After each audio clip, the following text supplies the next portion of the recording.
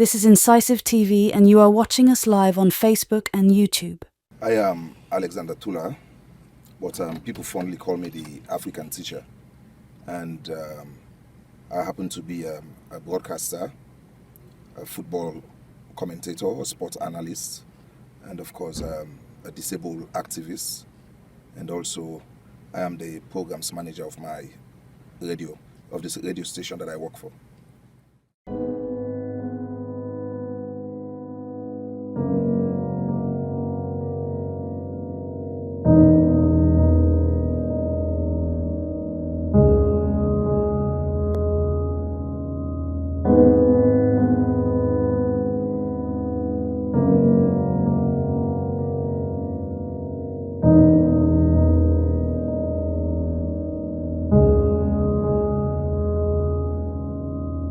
Billion people living with disabilities, making them the world's largest minority. This figure is rising due to population growth, medical care advancements, and the aging population. Countries where life expectancy exceeds 70 years, individuals typically spend about 8 years, or 11.5% of their lifespan, living with disabilities. According to the OECD Secretariat, disability rates are notable in Organization for Economic Cooperation and Development (OECD) countries age. 19% of individuals with lower education attainment have disabilities, compared to 11% among those with higher level education. Shockingly, 90% of children with disabilities in developing countries do not have access to education. Alexander Tula, fondly called African Teacher, is a well-known radio journalist who has been practicing for over 20 years now. Despite his disability, he has excelled in academic and work. Tula works for Mercury Radio and also provides football commentary for various competitions within and outside Sierra Leone. Every day, he climbs 52 stairs to get to work because ramp, lift, and transportation are challenging for people living with disabilities to access in Sierra Leone.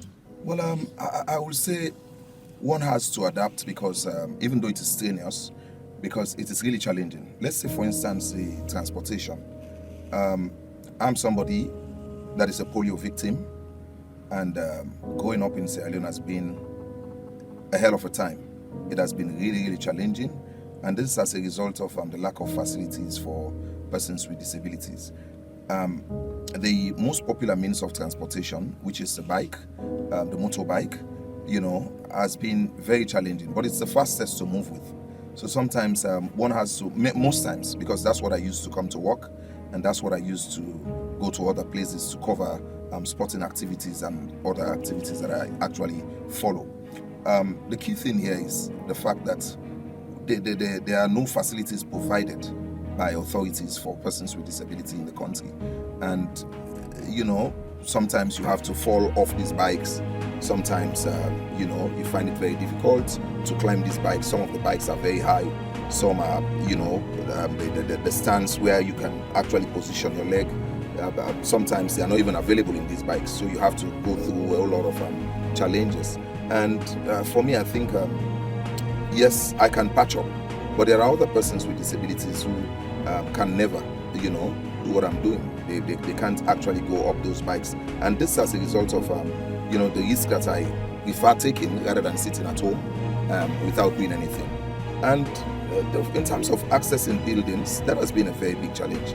And it's not new in Sierra Leone. It's something that has been going on for the longest of time. Even in our own dwelling houses, where we have our parents and other family members, provisions are not there for persons with disabilities. So, and you wouldn't say you would blame your parents because they themselves don't have the money, to provide such facilities.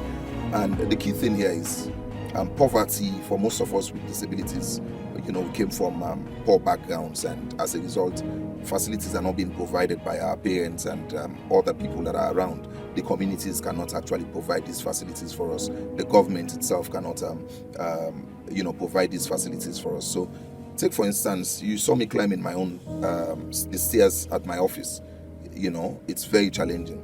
I have to come up, the long stairs. It's about 52 steps, that I have to use every moment. And sometimes you have to go out again to cover certain activities. You have to go down the stairs, come up again. Sometimes you do it 2 or 3 times. Very strenuous. When I come to the office, I have to find time to relax, to cool off in order for me to be able to regain my breath after exhausting on the stairs.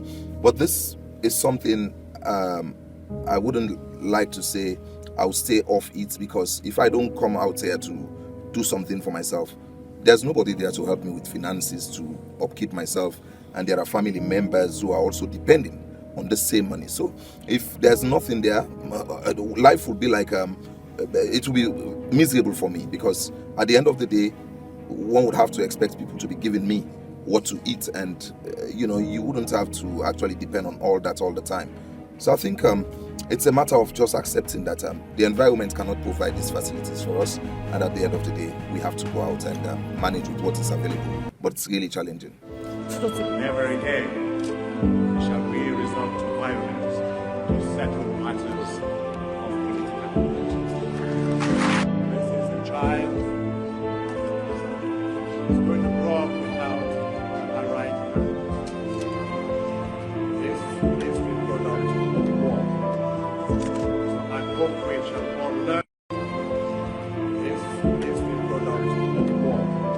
So I hope we shall all learn from this and try to embrace peace wherever we are. Thank you very much. Adults with disabilities face significant challenges in literacy, with a global literacy rate as low as 3% and only 1% for women with disabilities. Based on a 1998 UNDP study, approximately 386 million working-age individuals worldwide have some form of disability. Well, to be honest with you, the educational institutions in the country, starting from primary school.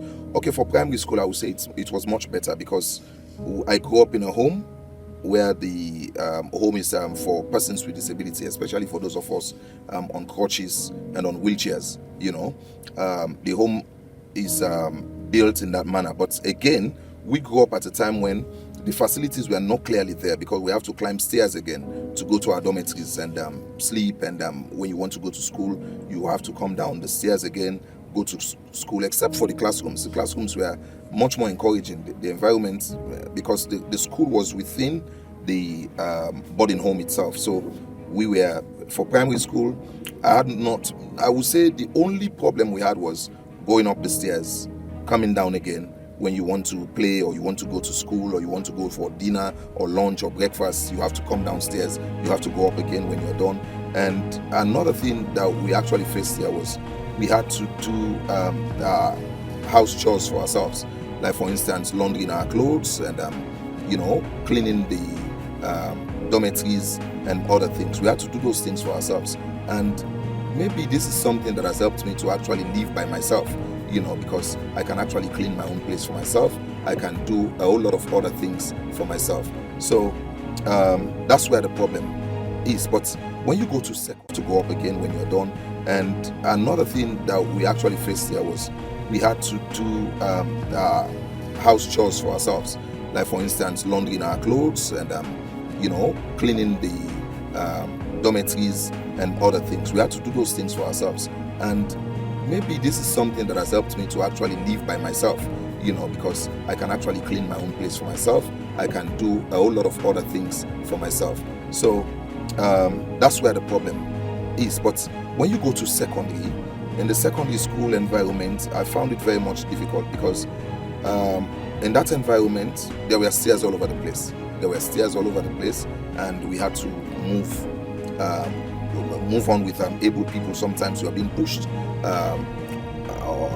from top. You have to come down, and people will come to assist you again to actually see how best you can continue. And sometimes, because of all these things, you go to class very filthy, because people would have touched your uniform all over the place, and you go to class very filthy. You have to come back home and get yourself ready for the next day. But for higher institution as well, it's the same. And when you look at the learning institution that is the highest in the country, the Fuabe College, it's a mountainous area. It is built in a mountainous place, and at the end of the day, you find out that one has to actually accept. It's not just for me. There are other persons with disabilities who are also accessing that place, and it's very challenging.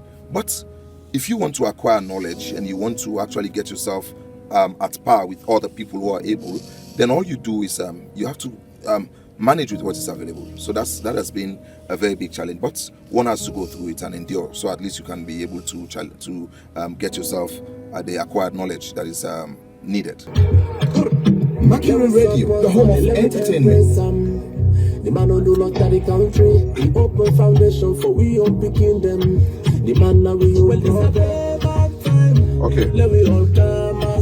I am also a football commentator, and I normally go to football venues whenever I'm called upon. And most times people don't call on me because they look at it as though he's a physically challenged person, and it will be hard for him to access this place. So most times people don't call. And when that happens, you find it difficult because the institution I'm working for doesn't provide everything for me. So I have to do the excess. Now, when I force myself to go to these matches, sometimes you're not being paid what you're looking out for. You're being given peasants. And if you have just little money in your pocket and you have a whole lot of things, paying your rent, you have to buy your clothes, you have to feed yourself, you have other people who are relying on you, it's really challenging. But I'm also the Secretary General of the National Paralympic Committee of Sierra Leone, and sometimes we do activities that bring people around, and based on my output, there are people who normally meet me and say, oh, I appreciate what you did, and sometimes people dip their hands in their pockets and support me with whatever little they have. It's really challenging, in terms of finances and other things. But like I said, one has to go for it. You have to go for the little you can get, because if you just relax and depend on people to give you freely, it doesn't work like that. It doesn't work like that. Even the able people find it difficult to fend for themselves. So if you are disabled, then it becomes even much more difficult. But I tell you, when I'm actually out there trying to fend for myself, trying to get my own living, sometimes I do forget I'm a disabled, because if I always put my attention to it, it becomes really challenging, because at the end of the day I will feel discouraged and I wouldn't go to these venues. But I have to manage, I have to patch up and go there just for me to be able to get what I will eat and what I will use to help others. So it has been challenging, but it's only when these difficult moments come that you actually sit back and you feel regret, But one has to be courageous, because this is a message that I've been passing through the medium I'm working for, telling other persons with disability that we just have to manage with what we have at the moment. If you keep on saying you are disabled, you cannot do anything for yourself in a society like ours, then you'll be left out. You'll be left out, and at the end of the day, you'll be like a beggar. If you go to the streets now, there are quite a lot of persons with disability who are out there with different forms of disability. They're out there who are they're begging, and this is because they lost the courage, they lost the passion of pushing for themselves, and at the end of the day you realize that now they depend on other people to be feeding them, and if they don't go out there to beg, they don't get anything. But for some of us who have the opportunity to actually talk to them from these medium that we're using, the radio, and sometimes I'm being invited to television, I do advocate for persons with disability, because I really want things to change in this country. Our society is not a conducive society for anyone that is physically, mentally, or having any form of disability. It's really challenging. I will say we started this fight long ago. Since I was a kid, we've started this advocacy for government and other authorities to actually consider us in planning for this country. And at the end of the day, you realize that it's really not an easy thing, because when you take a look at the government, they have quite a lot of things that they are focusing on, and sometimes they tend to forget about persons with disability. I can still remember when the Disability Act was produced by the United Nations. We came and we tried as a nation to adopt it, try to amend or come up with things that would actually fit our own society. It has been there, and since 2011 we had the Disability Act. But if I'm to say the honest truth to you, it's a fact that it has not been worked upon. There are quite a lot of things that the government needs to do. It's not just the government, but even their international partners. They actually need to do a lot for persons with disability in Sierra Leone. Yes, they came up with the Disabled Commission, But in my view, the Disabled Commission, it's like you providing job for people, and these people only depend on what they are receiving, and they care less about what's happening out there for other persons with disability. So if they really want us to feel like the commission itself is working towards the development of persons with disability, or towards making a comfortable environment for persons with disability, I think what they need to do is, this commission needs to be made as a kind of independent body. It should not be run by the government. Government can give assistance to the commission, but they shouldn't directly navigate, or do things for the running of the commission itself. I think this is what has actually hampered the growth of the commission and the work that they are doing. But for those of us who are supposed to have been beneficiaries, some of us don't even go close to the commission because we feel like they are really not working in our interests. And if that's the case, then I don't see any reason why I should depend on the commission. The social welfare ministry is also there. They are not doing much for persons with disability. So there's quite a lot. And for some of us, we're looking out for greener pasture. We want to see if we can actually get ourselves to other places, other countries wherein the comfort will be there, provisions will be there for us to feel comfortable, and live like humans. But living in Sierra Leone, it's like you're living in hell when you're a person with disability. Regrettably, persons with disability are at high risk of experiencing violence or sexual assaults. Research shows that violence against children with disabilities occur at annual rate at least 1.7 times greater than for their peers without disabilities. Global Campaign for Education 2011.